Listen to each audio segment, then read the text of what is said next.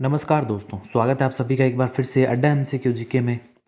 दोस्तों, राजस्थान की समान पात्रता परीक्षा यानी सीईटी की परीक्षा डेट नज़दीक है बेहद दोस्तों, आप सभी को पता होगा। और जो भी राजस्थान की सीईटी परीक्षा देने वाले हैं, कॉमन एलिजिबिलिटी टेस्ट, आगे होने वाली भर्तियों में जो शामिल होना चाहते हैं उनके लिए दोस्तों आज की क्लास हमारी महत्वपूर्ण साबित होगी, क्योंकि इसमें हम राजस्थान की राज्य व्यवस्था के टॉप 20 प्रश्नों की चर्चा करने वाले हैं दोस्तों, पूरी व्याख्या के साथ। एक बात और बता दूं शुरू करने से पहले कि दोस्तों इस चैनल की जो प्लेलिस्ट है उसमें जाकर एक बार दोस्तों आप ज़रूर चेक करें, क्योंकि हम पहले आर्ट और कल्चर, जियोग्राफी, कंप्यूटर दोस्तों इनकी क्लासें जो हमारे अपलोड हो चुकी है चैनल पर, अलग अलग प्लेलिस्ट बनी है। टॉप 2020 क्वेश्चंस की दोस्तों अलग प्लेलिस्ट है, उसमें जाकर इनमें आप ज़रूर देखें। ये प्रश्न जो भी है पिछली भर्ती परीक्षाओं में पूछे जा चुके हैं, और ये यकीन मानिए कि अगर आप इन प्रश्नों को पढ़ लोगे तो आपके सीईटी में दोस्तों अच्छे अंक आएंगे, जिससे आप आगे होने वाली भर्तियों में शामिल हो पाओगे। ध्यान रखिएगा, आगे जितनी भी भर्तियां आयोजित होगी आप सभी को पता है कि उनके लिए सीईटी अनिवार्य है। तो सीईटी में समय भी दोस्तों कम बचा है, एग्ज़ाम बेहद ही नज़दीक आ चुका है, बेहद कम समय है। इसलिए इतने कम समय में दोस्तों लंबा चौड़ा सिलेबस कवर करना आसान बात नहीं होती है। तो अब समय है केवल प्रैक्टिस का। प्रैक्टिस कीजिए, जो भी पुराने प्रश्न होते हैं इन प्रश्नों को आप पढ़िए, और यकीन मानिए इन प्रश्नों में से ही आपको प्रश्न देखने को मिलेंगे। तो शुरू करने से पहले अगर आपने इस चैनल को सब्सक्राइब नहीं किया है तो इस चैनल को सब्सक्राइब कर लें, पास में स्थित बेल आइकन भी दबा लें, ताकि समय समय पर आपको नोटिफिकेशंस मिलते रहे क्लास अपलोड होने पर। बिना देरी के शुरू करते हैं आज के हमारे राजस्थान की राज्य व्यवस्था यानी राजस्थान की पॉलिटी का पहले प्रश्न के साथ। तो पहला प्रश्न है दोस्तों आपके सामने कि किस संविधान संशोधन द्वारा मंत्रिपरिषद की संख्या लोकसभा की कुल सदस्य संख्या के 15% तक सीमित कर दी गई। अब ये प्रश्न पूछ रहा है दोस्तों कि कौन सा जो संविधान संशोधन है जिसके अंतर्गत लोकसभा या फिर दोस्तों हम कह सकते हैं विधानसभा के कुल सदस्यों की संख्या के 15% तक मंत्रिपरिषद की जो मंत्रियों की संख्या होती है वो दोस्तों निश्चित कर दी गई है। तो सबसे पहले तो दोस्तों आपको बता दूं जो इसका सही उत्तर है वो है 91वां संविधान संशोधन। कौन सा 91वां संविधान संशोधन? जो कि 2003 में हुआ था। सविकल्प है, ये हमारे यहाँ पर सही उत्तर हो जाएगा। अब दोस्तों एक चीज़ ध्यान रखिएगा कि जो 91वां संविधान संशोधन है इसमें 15% जो सदस्य संख्या होती है, जैसे कि उदाहरण के तौर पर समझे कि हमारे विधानसभा में कितने सदस्य संख्या है, ये है दोस्तों 200। अगर इसका हम 15% करेंगे तो 15% अगर करेंगे तो कितना आएगा दोस्तों 30। यानी कि राजस्थान का जो मंत्रिमंडल बनेगा, जो मंत्रिपरिषद बनेगा दोस्तों, वो 30 मंत्रियों से ज़्यादा नहीं होगा। मतलब जो भी सरकार बनेगी वो केवल 30 मंत्री ही बना सकती है। अब एक चीज़ और ध्यान रखिएगा, न्यूनतम भी इसमें निश्चित की गई। तो जो न्यूनतम संख्या है वो है दोस्तों मुख्यमंत्री सहित 12। कितनी है? मुख्यमंत्री सहित 12, या फिर हम कह सकते हैं 11+1। एक तो मुख्यमंत्री हो गया और 11 कितने हो गए दोस्तों? मंत्री। तो न्यूनतम जो मंत्रियों की संख्या होगी वो 11+1 होगी, मुख्यमंत्री सहित होगी दोस्तों 12। तो इस चीज़ को आप ध्यान में रखिएगा। अब दोस्तों ये जो संशोधन है केंद्र तथा राज्य के मंत्रिपरिषद की संख्या के क्रमशः लोकसभा एवं विधानसभा सदस्यों के जो संख्या होती है उनके 15% होगा। जो भी मंत्रिपरिषद होगा वो भी विधानसभा या फिर लोकसभा के 15% होगा। अब आपको बता दूं कि आप सभी जानते हैं कि हमारे जो अधिकतम संख्या है लोकसभा की वो कितनी है दोस्तों? 552 है। ध्यान रखिएगा, अब ये थोड़ा मिटा रहा हूँ मैं, यहाँ पर हमारे सही उत्तर विकल्प स है। आप सभी जानते हैं कि जो सदस्यों की संख्या है कुल लोकसभा में वो कितनी है? 552। लेकिन वर्तमान में कितनी है? वर्तमान में दोस्तों 543 है। कितनी है? 543। वर्तमान में 543 है, लेकिन जो अधिकतम संख्या है दोस्तों वो 552 है। ध्यान रखिएगा, लेकिन वर्तमान में 543 है। बार बार रिपीट कर रहा हूँ। अब अगर इसका 15% अगर आप निकालोगे तो 15% आएगा लगभग दोस्तों 81 के लगभग आएगा। तो मंत्री परिषद 81 से ज़्यादा मंत्री इसमें नहीं हो सकते, इस चीज़ को आप ध्यान में रखिएगा। कितने होंगे दोस्तों? केवल 81 ये यहाँ पे लिख रहा हूँ। और आपको दोस्तों इनका थोड़ा बता रहा हूँ कि जो 552 सदस्य होते हैं, इनमें से जो राज्यों से प्रतिनिधित्व करते हैं वो होते हैं 530। कितने? 530 ये होते हैं दोस्तों राज्यों से, यहाँ पर लिख रहा हूँ राज्यों से। और केंद्र शासित प्रदेश होते हैं 20, यूनियन टेरिटरी लिखता हूँ यहाँ पर यूटी। केंद्र शासित प्रदेशों से कितने होते हैं दोस्तों? 20। और जो राष्ट्रपति द्वारा मनोनीत होते हैं वो होते हैं 2। कुल मिलाकर 552 ये संख्या है जो कि निश्चित है, और आगे दोस्तों बढ़ भी सकती है, लेकिन जो वर्तमान में है वो 552 से ज़्यादा नहीं हो सकती। कितनी? 552 है, लेकिन जो वर्तमान में सदस्य है वो कितने हैं दोस्तों? 543। तो इस चीज़ को आप थोड़ा ध्यान में रखिएगा, अच्छा प्रश्न बनता है इसमें से भी।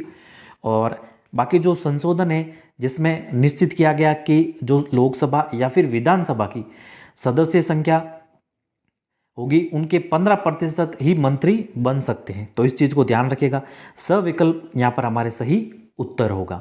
राजस्थान का भी आपको बताया था ना, एक बार और बता रहा हूँ कि जो 200 हमारे विधानसभा में सदस्य हैं उनका दोस्तों 15% करोगे तो 30 अधिकतम कितने मंत्री हो सकते हैं? 30। न्यूनतम कितने हो सकते हैं दोस्तों? 11 + 1 यानी 12। तो जो सविकल्प है ये हमारे यहाँ पर सही उत्तर होगा। पूरी व्याख्या के साथ चर्चा की इसकी दोस्तों हमने। तो चलते हैं हमारे अगले प्रश्न की ओर। अगला प्रश्न है आपके सामने 2 नंबर प्रश्न। निम्नलिखित में से किस मुख्यमंत्री ने त्यागपत्र देने के पश्चात बरकतुल्ला खां को राजस्थान का मुख्यमंत्री नियुक्त किया गया? तो दोस्तों ध्यान रखिएगा, मोहनलाल सुखाड़िया के त्यागपत्र देने के पश्चात जो मुख्यमंत्री बने वो बने दोस्तों कौन? बरकतुल्ला खां। तो मोहनलाल सुखाड़िया जी ने दोस्तों त्यागपत्र दिया था। और ध्यान रखिएगा दोस्तों, जो मोहनलाल सुखाड़िया जी है ये अधिकतम दोस्तों बार मुख्यमंत्री बने हैं, 4 बार इन्होंने मुख्यमंत्री पद की शपथ ली है। सर्वाधिक लंबी अवधि तक भी ये मुख्यमंत्री रह चुके हैं, 17 वर्ष तक ये दोस्तों मुख्यमंत्री रह चुके हैं। तो ये फैक्ट वाले पर्सन हैं जो राजस्थान की पॉलिटी में से हमेशा पूछे जाते हैं, और आरएसएम एसएसबी तो ऐसे पैटर्न के ही प्रश्न बनाता है। तो ध्यान रखिएगा, आपको पता है कि आरएसएम एसएसबी बोर्ड आपके सीईटी आयोजित करवाने वाला है परीक्षा, तो जो फैक्ट वाले पर्सन होंगे ये जरूर पूछेगा। तो अगर पर्सन बने कि जो सर्वाधिक अवधि तक मुख्यमंत्री रहे, समय अवधि तक, वो कौन है? मोहनलाल सुखाड़िया। सर्वाधिक बार शपथ लेने वाले मुख्यमंत्री कौन है? वो भी है दोस्तों मोहनलाल सुखाड़िया, 4 बार ये शपथ ले चुके हैं। और बरकतुल्ला खान के बारे में भी एक प्रश्न बनता है दोस्तों कि जो प्रथम माइनॉरिटी के जो मुख्यमंत्री है ये है दोस्तों बरकतुल्ला खान। टीकाराम पालीवाल से भी एक प्रश्न बनता है कि प्रथम उप मुख्यमंत्री कौन है? वो है दोस्तों कौन? टीकाराम पालीवाल। और प्रथम जो निर्वाचित है वो भी कौन है? टीकाराम पालीवाल। तो अनेक से प्रश्न बनते हैं, तो ये फैक्ट वाले जो प्रश्न हैं इनको ध्यान से पढ़कर जाइएगा। चलिए, तो ब विकल्प है वो हमारे यहाँ पर सही उत्तर होगा। तो बरकतुल्ला खान से पहले जो मुख्यमंत्री थे वो थे दोस्तों मोहनलाल सुखाड़िया। इनके त्यागपत्र देने के पश्चात बरकतुल्ला खान को जो माइनॉरिटी अल्पसंख्यक के पहले मुख्यमंत्री थे इनको बनाया गया दोस्तों मुख्यमंत्री। तो जो ब विकल्प है ये हमारे राइट आंसर हो जाएगा। अगला 3 नंबर प्रश्न है आपके सामने। अच्छा प्रश्न है, अब इतना बड़ा देकर दोस्तों डरिएगा मत, अच्छा प्रश्न है वैसे। देखिए, प्रश्न को ध्यान से पढ़िए। उत्तर देने से पहले हमेशा ध्यान रखिए कि प्रश्न को सबसे पहले जो फोकस करने वाला चीज़ है वो प्रश्न को ध्यान से पढ़िए। लंबा देखिए, डरना नहीं चाहिए। जितना भी हो सके पहले प्रश्न को ध्यान से पढ़िए, फिर धीरे धीरे ऑप्शन की ओर नज़र मारिए। और ऑप्शन भी दोस्तों चारों पढ़िए आप। कुछ लोग करते हैं कि एक ऑप्शन देखा उसमें सही लगता है तो उसको टिक मार देते कि हाँ सही है, लेकिन ऐसा नहीं करना है। प्रश्न को ध्यान से पढ़िए, चारों ऑप्शन को भी पढ़िए, फिर दोस्तों उसका उत्तर लगाइए। और आप सभी को पता है कि सीईटी में तो वैसे नेगेटिव मार्किंग नहीं है, तो अनेक से एग्जामों में नेगेटिव मार्किंग होती है, वो दोस्तों हमें पीछे ले जाती है। लेकिन सीईटी में आपके नेगेटिव मार्किंग नहीं है। लेकिन नेगेटिव मार्किंग होने से ये मतलब नहीं है कि आपके अच्छे अंक आ जाएंगे। बहुत से लोग परीक्षा देने वाले आप सभी को पता है। तो ध्यान से प्रश्न को पढ़िए। तो प्रश्न है हमारे, राजस्थान पंचायती राज उपबंधों का अनुसूचित क्षेत्रों में उनके लागू होने के संबंध में उपांतर नियम 2011 के अंतर्गत निम्नांकित में से कौन सी परिस्थिति में ग्राम सभा की विशेष बैठक बुलाई जा सकती है। तो अब ये पूछ रहा है कि ऐसे कौन सी परिस्थिति होती है जिसमें ग्राम सभा की विशेष बैठक होती है वो बुलाई जाती है।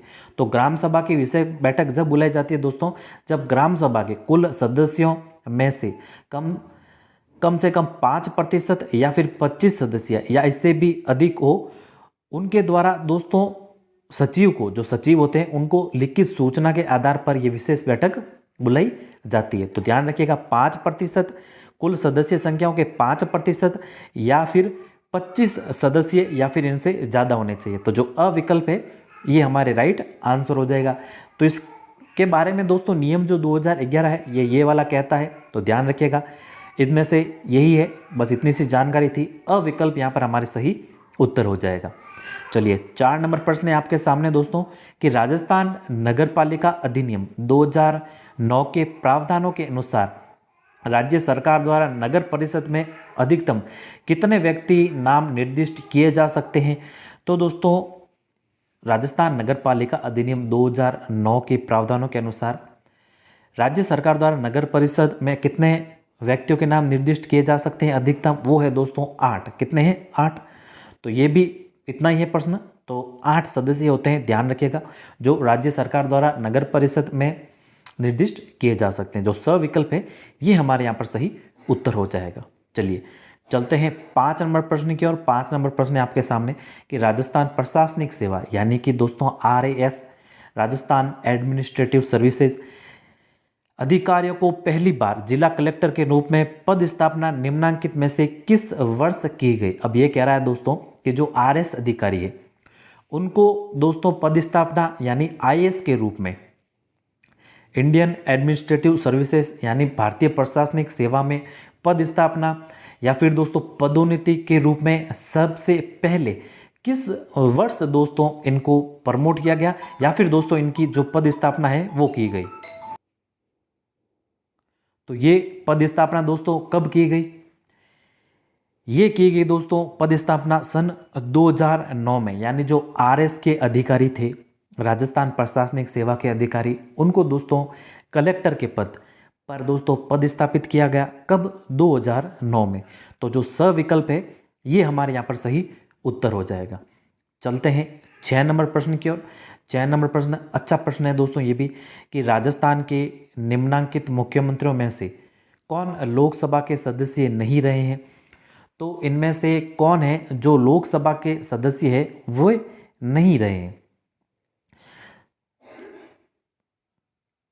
अब 6 नंबर प्रश्न है दोस्तों, अब ये कह रहा है कि कौन सा लोकसभा के सदस्य नहीं रहे हैं। अब देखिए जो हरिदेव जोशी है ये तो दोस्तों मुख्यमंत्री भी रहे हैं, लोकसभा के सदस्य रहे नहीं रहे हैं दोस्तों ये, और भैरव सिंह शेखावत भी नहीं रहे हैं, बरकतुल्ला खां भी नहीं रहे हैं। लेकिन जो टीकाराम पालीवाल है ये तो दोस्तों रहे हैं।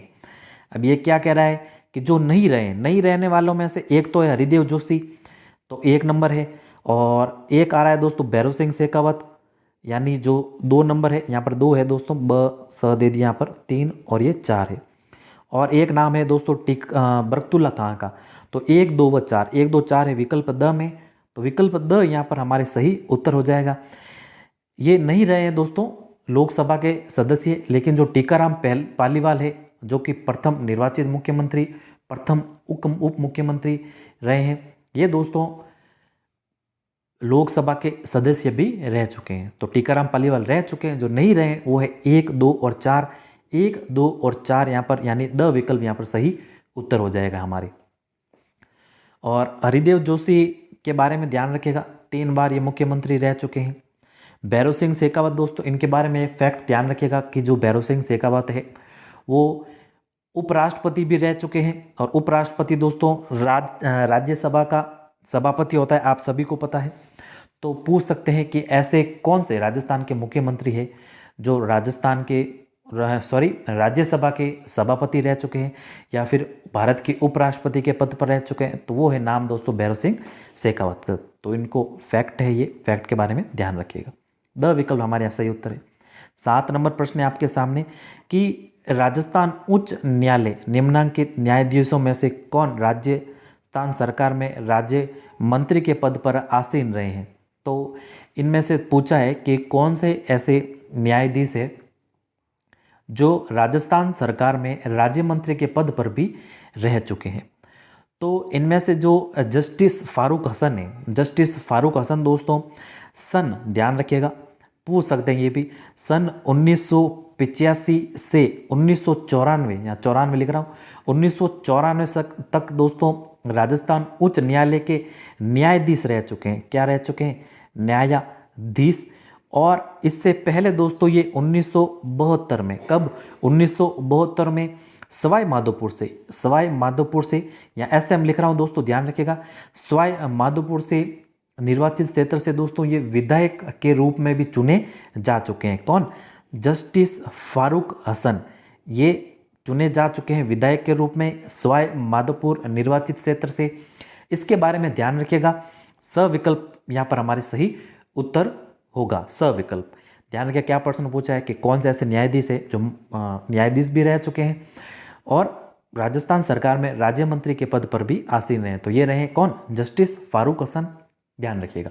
और सवाई माधोपुर से ये निर्वाचित क्षेत्र से विधायक रह चुके हैं, चुने जा चुके हैं। चलते हैं हमारे अगले प्रश्न की ओर। अगला प्रश्न है 8 नंबर प्रश्न आपके सामने कि राजस्थान के निम्नलिखित में से किस राज्यपाल या राज्यपालों ने अपना कार्यकाल पूर्ण होने से पूर्व राज्यपाल पद से त्यागपत्र दे दिया? तो एक तो नाम आता है सबसे पहले तो कि प्रतिभा पाटिल दोस्तों जो भारत की पहली महिला राष्ट्रपति रह चुकी है, ये राष्ट्रपति बनी थी, इस कारण इन्होंने अपने पद से, यानी जो राजस्थान की राज्यपाल थी, इन्होंने अपने पद से त्यागपत्र दिया था। कार्यकाल पूर्ण होने से पूर्व ही इन्होंने त्यागपत्र दिया था क्योंकि राष्ट्रपति बनने वाली थी। तो 3 नंबर नाम दिख रहा है दोस्तों यहाँ पर, एक तो विकल्प स में, एक विकल्प ब में, अ वाला कट गया, द वाला भी कट गया, तो इनमें से एक उत्तर होगा। एक है नाम दोस्तों मदनलाल खुराना। मदनलाल खुराना ने भी दोस्तों अपना कार्यकाल पूर्ण होने से पूर्व ही इन्होंने अपने पद से त्यागपत्र दे दिया था। तो 2 व 3 है विकल्प ब में, तो विकल्प ब यहाँ पर हमारे सही उत्तर हो जाएगा। चलते हैं अगले प्रश्न की ओर। अगला प्रश्न है 9 नंबर प्रश्न कि भारत के संविधान के किस अनुच्छेद में विधान परिषद की संरचना का उल्लेख है? अब देखिए, अच्छा प्रश्न है दोस्तों। अब ये अनुच्छेद दे रखे हैं यहाँ पर, तो जो अनुच्छेद 171 है, 171 में दोस्तों भारत का जो अनुच्छेद है भारत के संविधान का, इसमें राज्य विधान परिषद की संरचना का उल्लेख है और विधान परिषद है इसका दोस्तों ये उल्लेख है इसमें, किसमें? 171 में। तो ब विकल्प यहाँ पर हमारे सही उत्तर होगा। 170 में कहा है दोस्तों? 170 में है हमारे विधानसभा की जो संरचना है, क्या है? विधानसभा की संरचना है वो है 170 में। 171 में तो है विधान परिषद की संरचना, और 172 में क्या है? विधान जो मंडल है इसकी अवधि है, विधान मंडल की अवधि है। क्या है दोस्तों? विधान मंडल की अवधि है। और 173 में है दोस्तों विधान मंडल के सदस्यों की जो अहर्तताएं हैं, वो है दोस्तों 173 में विधान मंडल सदस्यों की अहर्तता। तो जो ब विकल्प है ये हमारे यहाँ पर सही उत्तर हो जाएगा। ब विकल्प राइट आंसर है यहाँ पर। तो विधान परिषद की जो संरचना का उल्लेख है वो है अनुच्छेद 171 में। बाकी 170, 172, 173 इन सभी को ध्यान में रखिएगा। 10 नंबर प्रश्न है अगला आपके सामने कि राजस्थान के किस मुख्यमंत्री की काम चलाऊ सरकार यानी केयरटेकर गवर्नमेंट के विरुद्ध विधानसभा में अविश्वास प्रस्ताव लाया गया? तो ये थे दोस्तों, किसकी सरकार थी, कौन मुख्यमंत्री थे? टीकाराम पालीवाल दोस्तों राजस्थान के प्रथम निर्वाचित मुख्यमंत्री। इनके विरुद्ध विधानसभा में अविश्वास प्रस्ताव लाया गया। ये लाए साहब दोस्तों कौन? जय नारायण व्यास इनके स्थान पर मुख्यमंत्री बने, क्योंकि दोस्तों जय नारायण व्यास पहली बार चुनाव में हार गए थे, लेकिन दूसरी बार ये उपचुनाव से जीतकर जब आए तब दोस्तों ये राजस्थान के मुख्यमंत्री बने और टीकाराम जी पालीवाल साहब को उप मुख्यमंत्री बना दिया गया। ब विकल्प दोस्तों यहाँ पर सही उत्तर है यहाँ पर हमारे। और पहले उप मुख्यमंत्री भी हैं टीकाराम जी पालीवाल। ब विकल्प यहाँ पर हमारे सही उत्तर है। काम चलाऊ सरकार इसलिए प्रयोग किया है दोस्तों कि कुछ समय तक ये रहे थे मुख्यमंत्री टीकाराम पालीवाल। जयनारायण व्यास जी बाद में मुख्यमंत्री बने, क्योंकि पहले तो दोस्तों हार गए थे लेकिन बाद में ये जीत कर आए, तब इनको मुख्यमंत्री बनाया गया जयनारायण व्यास को। तो जो ब विकल्प है ये थी काम चलाऊ सरकार किसकी, टीकाराम जी पालीवाल की। ब विकल्प सही उत्तर होगा। 11 नंबर प्रश्न है आपके सामने कि राज्य मुख्य सूचना आयुक्त की नियुक्ति किसके द्वारा की जाती है। अच्छा प्रश्न है दोस्तों। तो जो राज्य मुख्य सूचना आयुक्त होता है, कौन दोस्तों, राज्य मुख्य सूचना आयुक्त, इसकी नियुक्ति राज्यपाल के द्वारा की जाती है। राज्य मुख्य सूचना आयुक्त के अलावा मुख्यमंत्री और दोस्तों जो आरपीएससी का अध्यक्ष होता है, आरपीएससी अध्यक्ष, इसकी नियुक्ति, और दोस्तों महाधिवक्ता की नियुक्ति, इन सभी की नियुक्ति भी दोस्तों किसके द्वारा की जाती है, राज्यपाल द्वारा। और आप सभी जानते हैं राज्यपाल राज्य का संवैधानिक प्रमुख होता है। वास्तविक प्रमुख कौन होता है दोस्तों, मुख्यमंत्री। तो जो द विकल्प है ये हमारे यहाँ पर सही उत्तर हो जाएगा। चलते हैं 12 नंबर प्रश्न की ओर। अच्छा प्रश्न है ये भी दोस्तों, कंफ्यूज करने वाला प्रश्न। अब दोस्तों आपको बताना है इसका सही उत्तर, सोच के बताइएगा आराम से। ये पूछ रहा है कि निम्नलिखित में से कौन सी राज्यपाल पद के लिए क्या है, शर्तें हैं। क्या होगा दोस्तों, वह भारत का नागरिक हो, वह संसद के किसी सदन या किसी राज्य के विधानमंडल किसी सदन का सदस्य नहीं होना चाहिए, या अगले कह रहा है कि वह अन्य कोई लाभ का पद धारण नहीं करेगा, वह 35 वर्ष की आयु पूरी कर चुका हो। अब आपको लग रहा होगा कि यहाँ पर विकल्प द सही होगा क्योंकि वो भारत का नागरिक होना चाहिए। जी हाँ, बिल्कुल लग रहा है आपको। विधानसभा का सदस्य या कोई भी सदन का सदस्य नहीं होना चाहिए, या कोई लाभ का पद धारण नहीं करना चाहिए, और 35 वर्ष आयु पूर्ण होनी चाहिए। तो द विकल्प लग रहा है, लेकिन दोस्तों यहाँ पर द विकल्प सही नहीं है। तो सही उत्तर क्या है यहाँ पर, तो सही उत्तर है दोस्तों वो है एक तो 2 नंबर, एक 3 नंबर वाला, यानी 2 व 3। हमें क्या पूछा है दोस्तों, ध्यान रखिएगा, शर्तें पूछा है केवल। तो शर्तें ये है कि वह संसद के किसी सदन या किसी राज्य के विधानमंडल के किसी सदन का सदस्य नहीं होना चाहिए, एक तो शर्त ये है, और वह दोस्तों कोई लाभ का पद धारण नहीं करेगा, एक दूसरी शर्त ये है। तो ध्यान रखिएगा। तो जो ये शर्तों का उल्लेख है ये है दोस्तों किसमें है, अनुच्छेद 158 में। ध्यान रखिएगा, राज्यपाल की पूछ सकता है कि राज्यपाल की जो शर्तें हैं उनका उल्लेख किस अनुच्छेद में है, वो है अनुच्छेद 158 में। एक अनुच्छेद है दोस्तों 157, उसमें ध्यान रखिएगा जो राज्यपाल की योग्यता है, तो ये तो एक तो योग्यता है, वह भारत का नागरिक होना चाहिए और वह 35 वर्ष आयु पूर्ण कर चुका हो। ये दोनों क्या है दोस्तों, योग्यता है, ना कि शर्तें हैं। तो जो योग्यता है वो है अनुच्छेद 157 में, और जो शर्तें हैं वो है 158 में। और शर्तें और भी है दोस्तों, अगर सदन का किसी का सदस्य है तो शपथ लेने पर उसकी सदस्यता निरस्त हो जाती है। भत्तों की बात इसमें की गई है, वेतन भत्तों में कोई कटौती नहीं होगी उसकी भी बात, और जो बंगला इनको मिलता है या फिर जो सुख सुविधाएं सभी मिलती है वो सभी का उल्लेख है दोस्तों किसमें, 158 में। लेकिन जो योग्यता है, योग्यता किसमें है दोस्तों, 157 में। अर्हताएं या फिर योग्यताएं, तो 1 और 4 तो क्या है, योग्यता। 2 और 3 है यहाँ पर क्या, शर्तें। तो जो ब विकल्प है ये हमारे यहाँ पर सही उत्तर होगा। 13 नंबर प्रश्न है आपके सामने कि अनुच्छेद 40 के अनुसार राज्य ग्राम पंचायतों का संगठन करने के लिए कदम उठाएगा और उनको ऐसी शक्तियां और प्राधिकार प्रदान करेगा जो उन्हें योग्य बनाने के लिए आवश्यक हो। तो ये कह रहा है कि अनुच्छेद 40 के अनुसार राज्य ग्राम पंचायतों का संगठन करने के लिए कदम उठाएगा और उनको ऐसी शक्तियां और प्राधिकार प्रदान करेगा जो उन्हें क्या करती है दोस्तों, स्वायत्त शासन की इकाइयों के रूप में कार्य करने के योग्य बनाने के आवश्यक हो। यानी कि जो 40 अनुच्छेद है, 40 नंबर, उसमें राज्य ग्राम पंचायतों को व्यवस्थित करने के लिए जो कदम उठाए जाएंगे वो उसका दोस्तों इसमें उल्लेख है। और ग्राम पंचायतों के संगठन से संबंधित जो उल्लेख है वो है दोस्तों किसमें, अनुच्छेद 40 में। तो जो ब विकल्प है ये हमारे यहाँ पर सही उत्तर होगा। यानी कि जो स्वायत्त शासन की जो संस्थाएं होती है उनको दोस्तों जो शक्ति प्रदान की जाती है वो अनुच्छेद 40 के तहत की जाती है। ब विकल्प यहाँ पर हमारे सही हो जाएगा। 14 नंबर है अगला कि राजस्थान पंचायती राज व्यवस्था में शासन प्रणाली की व्यवस्था क्या है। तो आप सभी जानते हैं कि राजस्थान की जो पंचायती राज व्यवस्था इसमें त्रिस्तरीय शासन प्रणाली कैसी है दोस्तों, त्रिस्तरीय। तो एक स्तरीय नहीं है, ना ही है द्विस्तरीय, ना ही है दोस्तों चतुस्तरीय, कैसी है, त्रिस्तरीय। ग्राम खंड और जिला स्तर पर स्थानीय स्वशासन की जो त्रिस्तरीय संरचना होती है वो है दोस्तों राजस्थान में। और त्रिस्तरीय संरचना आप सभी जानते हैं कि जो ग्राम स्तर होता है उस स्तर पर दोस्तों ग्राम सभा होती है। यहाँ लिख रहा हूँ दोस्तों क्या होती है, ग्राम सभा।